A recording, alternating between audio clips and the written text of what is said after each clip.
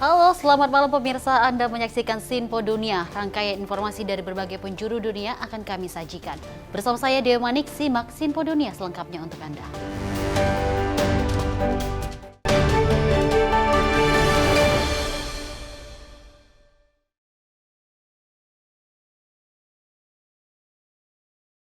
Pemirsa, informasi utama kita, ketegangan meningkat di Timur Tengah pasca pembunuhan pimpinan Hamas di Iran dan pimpinan Hizbullah di Libanon. Sementara serangan roket ke pangkalan militer di Irak ini melukai beberapa personel militer Amerika Serikat. Namun Amerika Serikat dan juga sekutunya terus berupaya mengupayakan deeskalasi hingga gencatan senjata di Gaza. Presiden Joe Biden dan Wakil Presiden Kamala Harris menggelar rapat kabinet dengan pejabat-pejabat keamanan merespon meningkatnya ketegangan di Timur Tengah dengan pembunuhan beruntun sejumlah pimpinan kelompok-kelompok proksi Iran, termasuk pemimpin politik Hamas, Ismail Haniyeh. Iran will definitely investigate how assassination occurred, but as we've been following from Iranian officials, as well as the officials as well as Iran's proxies in the region, that Iran already has decided that Israel has killed Haniyeh in their borders, and therefore needs to take revenge against Israel. Kekhawatiran meluasnya perang juga diungkapkan mantan Wakil Presiden Republik Indonesia Yusuf Kala kepada VOA usai menghadiri pemakaman Haniyeh di Doha, Qatar. Seperti itu, mungkin mempersiapkan, kita tidak tahu macam mana. Tapi kalau saya lihat keadaannya tentara Iran seperti itu, tentu tidak mudah juga untuk berperan dalam kondisi begitu. Guna meredakan ketegangan di Timur Tengah, Presiden Joe Biden juga menelpon langsung Raja Yordania Abdullah.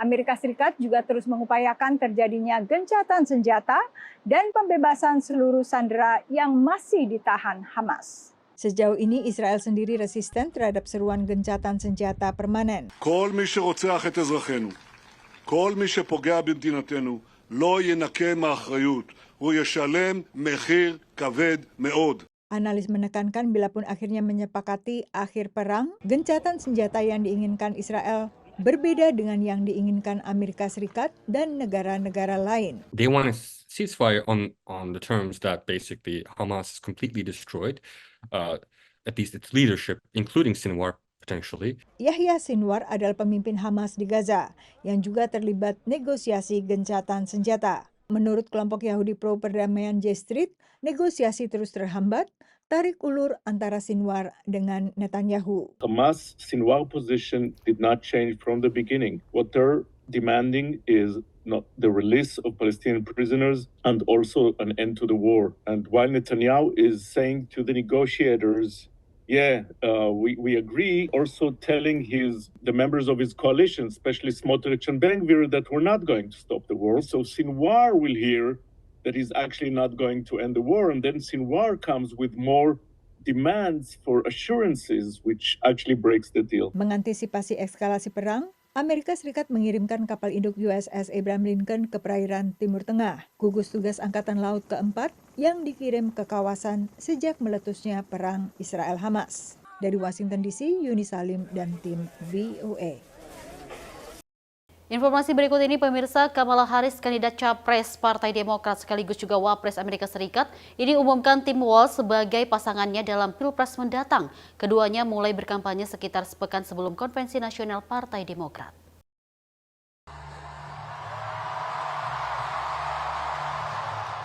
Penantian siapa yang jadi calon wakil Presiden Kamala Harris terjawab.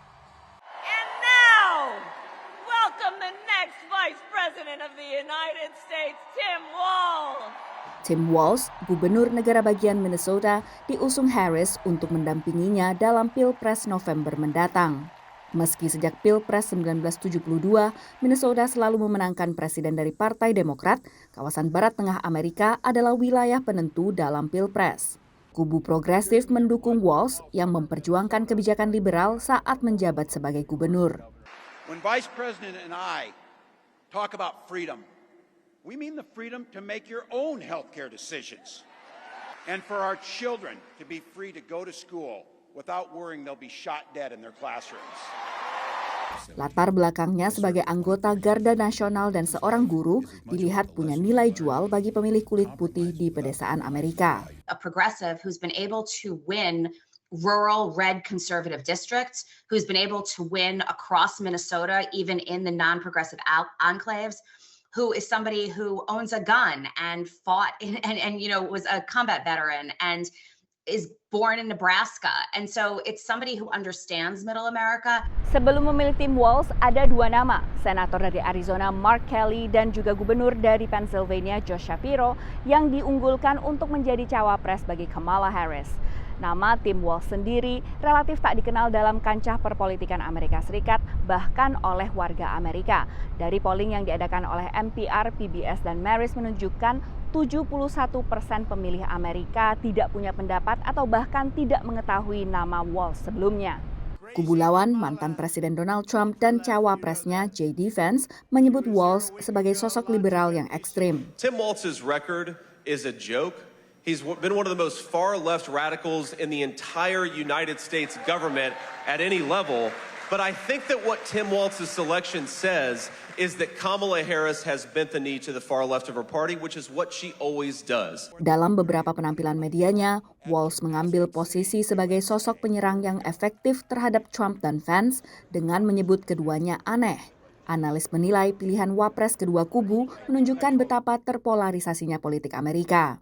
It's a very progressive ticket against a very conservative ticket. And so what we're seeing here is more evidence of the immense polarization of American politics, that neither candidate really felt like they needed to reach in a direction toward moderate voters in terms of their running mates' policies and priorities. In both cases, it's interesting, they've moved toward the style of the moderate voter with J.D. Vance and kind of his Appalachian cred, and Tim Walz, a hunter and a rural Minnesotan. So we live in an era where style is pretty important, and so that's probably was very much on the minds of both of the candidates. Dalam pekan yang sama, kedua kubu bersamaan dijadwalkan berkampanye di 4 negara bagian penentu, yaitu Pennsylvania, Wisconsin, North Carolina, dan Georgia. Dari Washington DC, Virginia Gunawan dan tim VOA. Informasi selanjutnya, calon presiden dari Partai Demokrat Kamala Harris dan akan menghadapi dan juga dengan calon Partai Republik Donald Trump dalam pemilu November mendatang. Kebijakan Harris dalam kunjungan militer untuk Israel dan juga Ukraina, kebangkitan Tiongkok, dan krisis migran di perbatasan selatan menjadi sorotan utama. Berikut informasinya. Ribuan migran menyeberangi Meksiko setiap tahun menuju perbatasan negara tersebut dengan AS. Berkoordinasi dengan negara-negara Amerika Tengah untuk mengatasi akar masalah migrasi adalah tugas yang diberikan kepada Wakil Presiden Kamala Harris. Ini membuatnya menjadi sasaran serangan oleh pesaingnya dalam Pilpres November, mantan Presiden Donald Trump. She was a bum, a failed vice president in a failed administration with millions of people crossing, and she was the border czar. Harris bukanlah bos perbatasan di pemerintah, tapi dalam hal imigrasi, dia membawa pesan yang keras ke jalur kampanye, menyoroti pengalamannya sebagai Jaksa Agung California. I went after transnational gangs, drug cartels, and human traffickers that came into our country illegally. I prosecuted them in case after case, and I won. Donald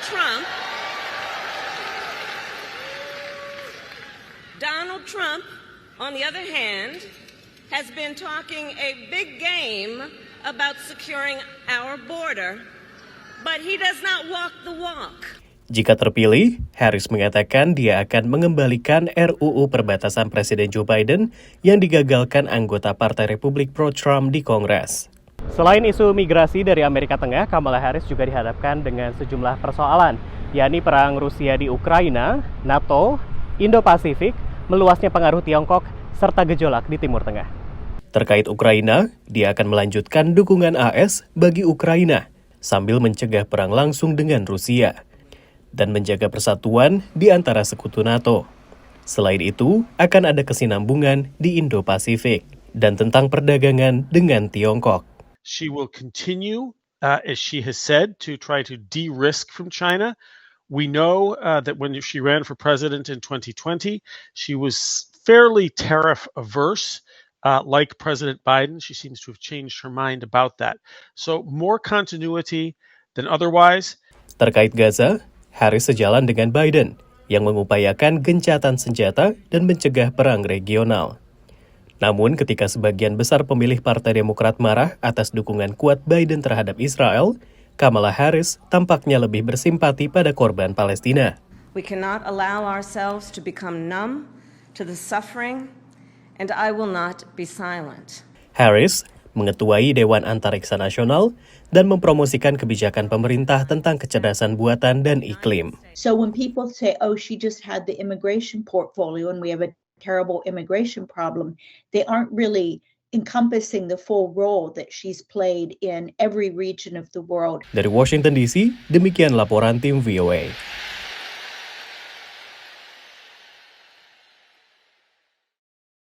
Kita beralih ke informasi lainnya, pemirsa, di mana serikat aktor di Amerika Serikat ini kembali melakukan mogok massal. Kali ini melibatkan sekitar 2.500 aktor pemeran tokoh video game seperti mogok aktor film dan TV pada tahun 2023. Ancaman teknologi kecerdasan buatan atau alias AI ini berada di balik mogok kali ini.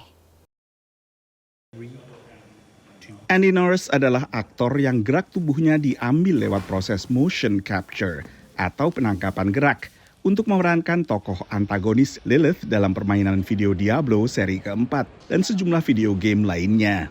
You don't know that I have done these characters because I'm not attached to it, right?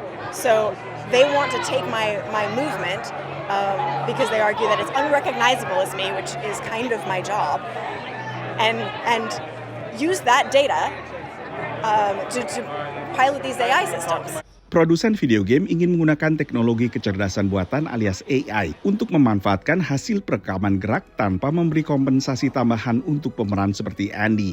Memicu mogok oleh anggota Serikat Aktor, Screen Actors Guild, American Federation of Television and Radio Artists, disingkat SAG-AFTRA. Basically, these companies have the ability when we work for them to keep a library of our performances, in our case, our movement, our action, our acrobatics, and they're able to give it to a machine to then study that, basically become us and spit out new performances without us, without our knowledge, and that is scary, and that is something that could absolutely kill our industry.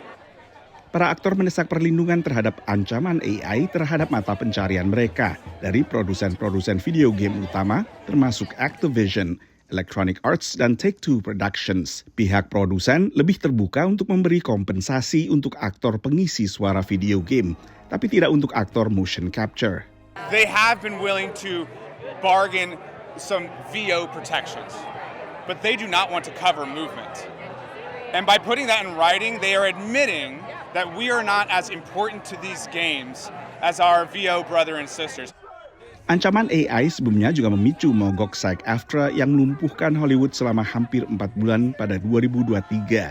Selain mogok penulis naskah yang terjadi hampir bersamaan. A lot of these companies, they don't understand the hard work and labor that goes into the voice acting, the face acting, the body capture, all of the likenesses that they use to sell these video games. Demonstran umumnya berharap mogok kali ini tak akan berlangsung selama mogok 2023. Tapi analis mencermati proses produksi video game umumnya berlangsung lebih lama dibandingkan program TV atau film layar lebar, sehingga produsen punya lebih banyak ruang untuk bernegosiasi. Para aktor yang mogok juga merespons positif digulirkannya sebuah perundangan di Kongres Amerika Serikat bernama No Fakes Act yang akan melarang pemanfaatan AI untuk memanipulasi suara, wajah, dan gerak-gerik seseorang tanpa izin mereka. Dari Washington DC, saya Nova Purwadi dan tim VOA. Pemirsa, informasi lainnya akan kami berikan, namun usai jeda berikut tetaplah bersama kami.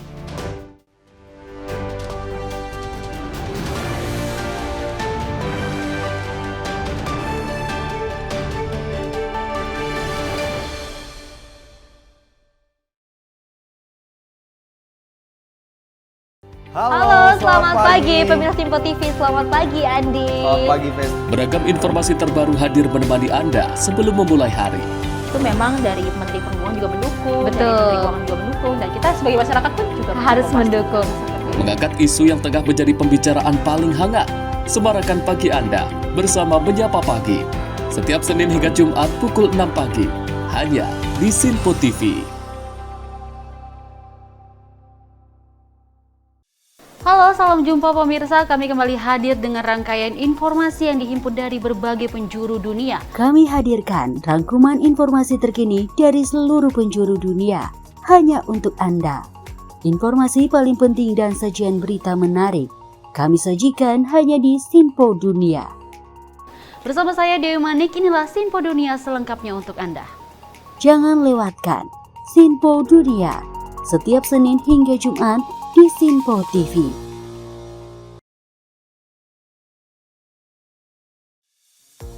Halo pemirsa, apa kabar? Sinpo Dunia sepekan hadir memberikan update terkini peristiwa unik dan menarik. Kami temani akhir pekan Anda bersama sanak saudara dan keluarga tercinta, dengan sajian informasi yang unik dan menarik dari berbagai negara.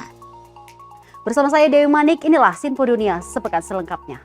Jangan lewatkan Sinpo Dunia sepekan, setiap Sabtu dan Minggu hanya di Sinpo TV.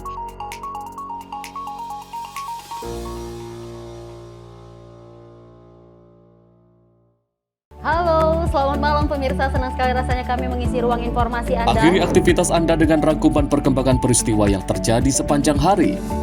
Sebelumnya kita saksikan ada sekitar 3.000 tamu undangan, sementara di Ibu Kota Nusantara ini ada sekitar 2.000 tamu undangan. Rangkaian informasi nasional dan mancanegara dirangkum sebagai penutup hari dalam Menyapa Malam. Setiap Senin hingga Jumat pukul 8 malam, hanya di Sinpo TV.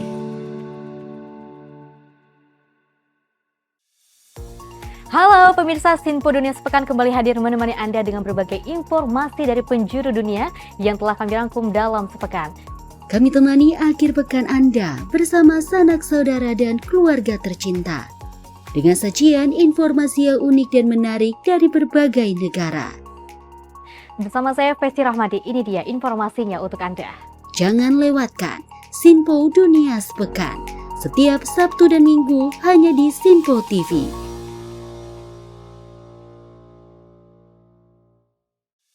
Salam jumpa pemirsa, kami kembali hadir dengan rangkaian informasi yang dihimpun dari berbagai penjuru dunia. Kami hadirkan rangkuman informasi terkini dari seluruh penjuru dunia, hanya untuk Anda. Informasi paling penting dan sajian berita menarik, kami sajikan hanya di Sinpo Dunia. Bersama saya Sally Siregar, inilah Sinpo Dunia selengkapnya. Jangan lewatkan Sinpo Dunia, setiap Senin hingga Jumat di Sinpo TV.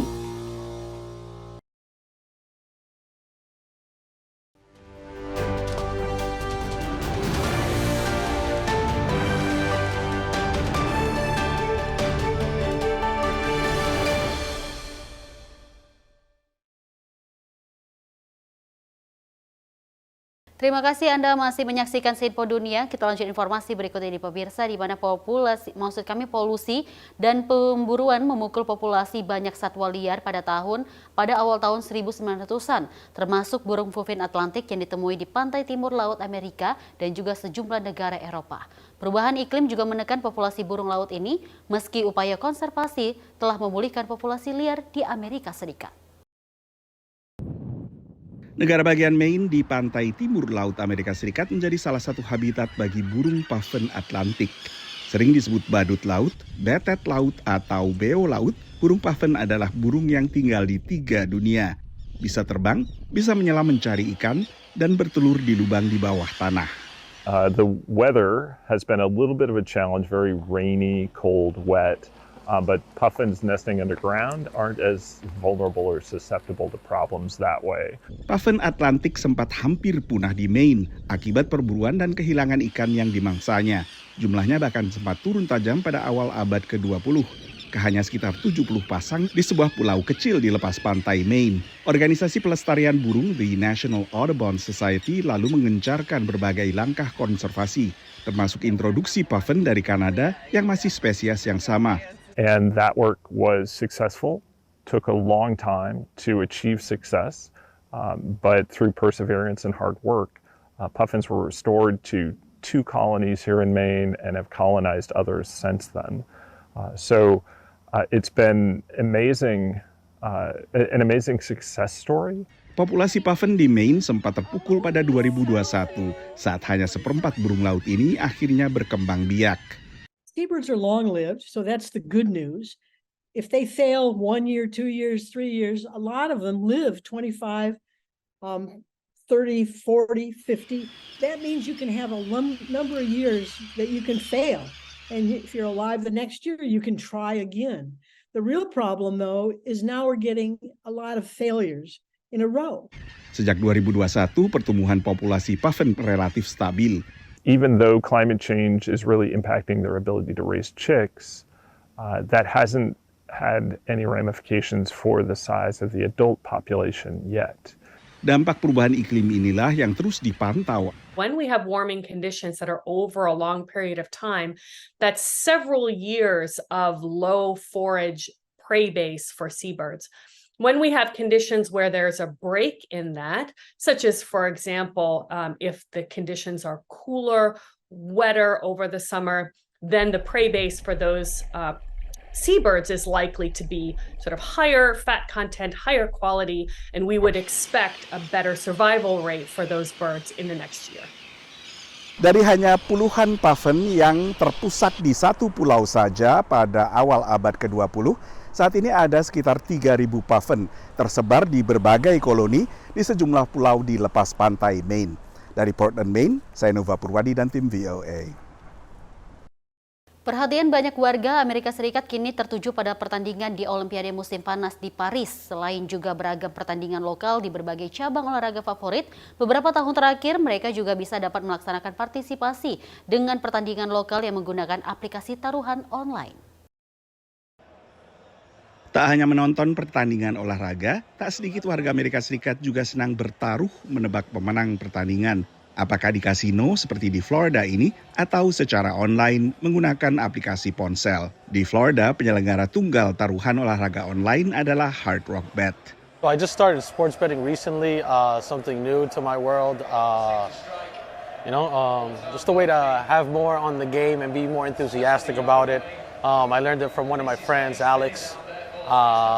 He got me into it, and ever since I've loved it. Seperti banyak kegiatan taruhan di penjuru AS, aplikasi taruhan di Florida adalah hasil perjanjian pemerintah negara bagian dengan suku asli Amerika atau juga dikenal sebagai suku Indian. Di Florida, penyelenggara adalah suku Seminole dan perluasan taruhan ke aplikasi ponsel dimungkinkan karena server atau peladen aplikasi ini berada di permukiman Seminole. Putusan Mahkamah Agung Amerika Serikat pada 2018 akhirnya membuka pintu bagi semakin banyak negara bagian untuk melegalkan taruhan online untuk pertandingan olahraga. Saat ini, menurut pantauan American Gaming Association, 38 negara bagian melegalkannya, selain juga daerah khusus ibu kota Washington DC dan kawasan Puerto Rico. North Carolina termasuk yang relatif baru melegalkannya. We have not only college sports, we have an amazing high school scene, but we have amazing professional sports right here in North Carolina that millions of fans like to participate in. Termasuk untuk menebak pemenang balap mobil yang populer di negara bagian ini, NASCAR. We got a long ways to go here in the NASCAR Cup race, but we are going to bet $100. If I win, I get... Am I allowed to tell everybody? Yeah, okay. I would win $4,100, so a really good bet. Di North Carolina, sejumlah perusahaan memegang lisensi resmi untuk menyelenggarakan taruhan olahraga online, termasuk DraftKings yang bermarkas di Boston, negara bagian Massachusetts. North Carolina is a state that we've been really dying to get into for a couple of years now. The way the sports calendar works here, the love for college, the love for NASCAR specifically, and obviously the other major sports has made this a key state for us. Legalisasi dilakukan antara lain karena kesadaran bahwa taruhan sebelumnya sudah berlangsung, tapi secara diam-diam dan ilegal. We want to make sure that North Carolina is doing it the right way. And so the opportunity to take those bets that were happening in the dark into the light and make sure that we're using those revenues responsibly makes North Carolina an incredible place for sports betting to take place, and it's a great day for our state. Status legal membuat pemerintah negara bagian bisa menarik pajak untuk memenuhi anggaran lokal. Dari Washington DC, Nova Purwadi dan tim VOA. Informasi terakhir kita di mana angkutan umum berbentuk minibus banyak terdapat di Afrika Selatan yang semuanya juga memakai bahan bakar bensin. Para mahasiswa teknik di sebuah universitas di Cape Town ini mengubah mesin angkot agar bisa dijalankan dengan listrik dengan tujuan menekankan emisi dan juga sekaligus meningkatkan pendapatan pengemudi. Sekitar 250.000 angkot minibus diperkirakan ada di seluruh Afrika Selatan untuk menyediakan transportasi bagi masyarakat. Meskipun nyaman dan populer, tapi kendaraan minibus membutuhkan bensin yang ikut berkontribusi terhadap polusi dan perubahan iklim.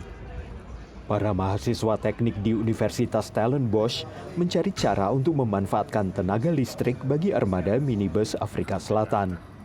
Selama 1 tahun, tim ini telah memodifikasi minibus bertenaga bensin agar bisa dijalankan dengan tenaga listrik, yang menurut mereka adalah yang pertama di negara ini. Modifikasi semacam ini bisa membantu para pengemudi angkutan umum menghemat biaya. You're going to save substantially. So just to give you an idea, our calculations show that if you buy a new electric taxi, you'll pay it off within 7 years. Because of the savings, if you do a retrofit, you pay it off within 1 year. Di Afrika Selatan, kendaraan listrik atau EV masih lambat berkembang. Meski ada target pengurangan emisi karbon dari Perserikatan Bangsa-Bangsa untuk membatasi pemanasan global. Menurut Dewan Bisnis Otomotif negara ini, hanya kurang dari 1.000 kendaraan listrik yang dibeli di Afrika Selatan pada tahun lalu. Bagi banyak warga, harga mobil listrik masih terlalu mahal. Dan hingga saat ini, pasokan listrik yang tidak menentu dari sebagian besar pembangkit listrik tenaga batu bara juga menjadi faktor penghalang. In South Africa, we have a very constrained grid, and introducing EVs in a naive way will exacerbate the problem. So we try to figure out a strategy around that. Menurut anggota tim teknik universitas ini, elektrifikasi kendaraan pada akhirnya akan menjadi hal yang umum di Afrika Selatan dan tenaga surya akan memainkan peran penting dalam keberhasilannya. Untuk proyek berikutnya, tim akan mencoba memodifikasi bis angkutan umum untuk dijalankan dengan listrik. Dan untuk saat ini, para insinyur sedang mencari dukungan finansial dari pemerintah dan sektor swasta untuk melanjutkan proyek minibus listrik ini. Dari Arlington, Virginia, saya Helmi Yohanes dan tim VOA. Pemirsa, itu dia tadi informasi dan sekaligus menutup perjumpaan kita kali ini. Saya Dewi Manik dan mewakili seluruh kerabat kerja pamit undur diri. Terima kasih atas kebersamaan Anda dan sampai jumpa.